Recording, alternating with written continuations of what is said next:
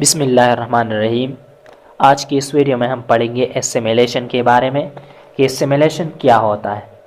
तो एसिमिलेशन जो है ना, जब किसी पुनीम या साउंड की प्रोनंसिएशन में जब चेंज आ जाए, किस चीज़ की वजह से चेंज आ जाए, इसकी साथ वाली जो वर्ड होती है उसकी वजह से, तो इसको क्या कहा जाता है, इसको एसिमिलेशन कहा जाता है। यानी एसिमिलेशन का मतलब ये है कि एक साउंड को क्या हो जाता है जब वो साउंड अपनी किसी नाइबर साउंड के साथ आ जाए। इसको एग्जाम्पल के ज़रिए अच्छी तरह समझ लेते हैं कि हमारे पास वर्ड है दिस।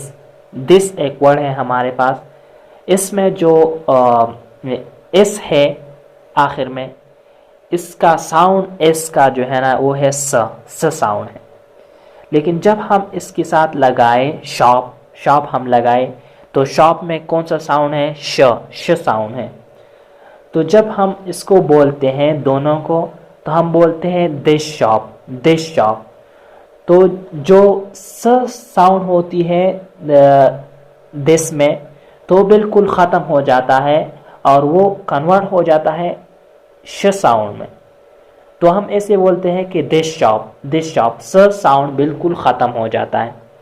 तो इन दोनों इस वर्ड में जो चेंजेस आए हैं दिस वर्ड में, यानी दिस का जो स साउंड है ये श में कन्वर्ट हो गया है, ये किस चीज़ की वजह से आए हैं, एसिमिलेशन की वजह से।